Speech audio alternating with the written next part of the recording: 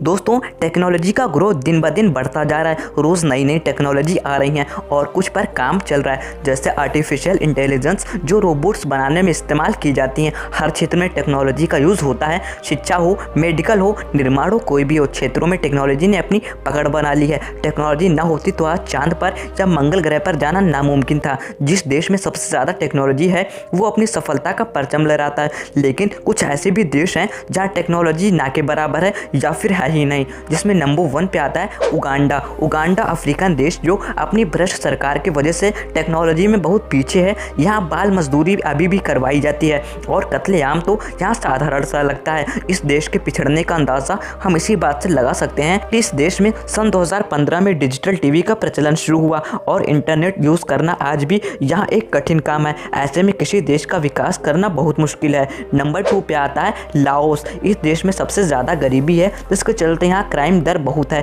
Laos को सबसे भ्रष्ट देशों में गिना जाता है। यहाँ संचार के साधन बहुत कम है, जिससे विदेशी निवेशक यहाँ निवेश करने में कतराते हैं। यहाँ की 1/3 से अधिक जनसंख्या की प्रतिदिन की प्रति व्यक्ति आय $1.25 से भी कम है। इस देश का नाम सबसे भूखे देशों में भी आता है। जिस देश में संचार के साधन ही नहीं है वहाँ टेक्नोलॉजी कैसे होगी। Number 3 Tanzania.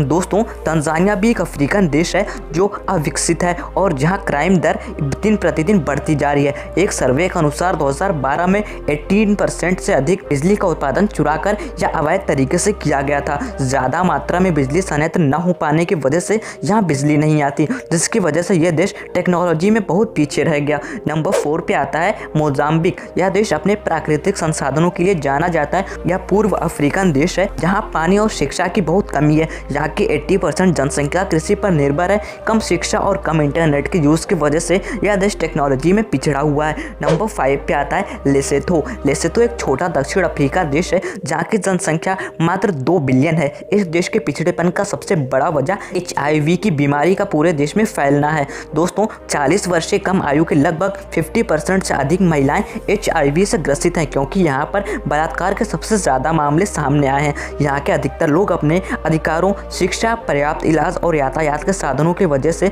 संघर्ष करते नजर आते हैं। ऐसे में देश का तरक्की करना बेहद मुश्किल हो जाता है, इसलिए ये देश टेक्नोलॉजी में बहुत ही पिछड़े हुए हैं। नंबर 6 बुर्किना फासो भी अफ्रीकन देश है जो भ्रष्टाचार और आतंकवाद की चपेट में है। इस देश में भी पानी की बहुत ज़्यादा कमी है, जिसकी वजह से यहाँ टेक्नोलॉजी का विकास नहीं हो पा रहा है। यूरोपियन कमीशन के अनुसार 5 लाख से अधिक 5 वर्ष से कम आयु के बच्चे कुपोषण का शिकार हैं और टेक्नोलॉजी का विकास ना हो पाने के कारण यहाँ विकास करना बहुत मुश्किल सा लगता है। नंबर 7 पे आता है कंबोडिया दक्षिण पूर्व एशिया में है। सन 1997 में यहाँ प्रजातंत्र लागू हुआ था। गरीबी, भूखमरी, भ्रष्टाचार और राजनीति आज़ादी न होने की वजह से यह देश विकसित होने में नाकाम रहा, जिसकी वजह से यह देश टेक्नोलॉजी में पिछड़ा हुआ है।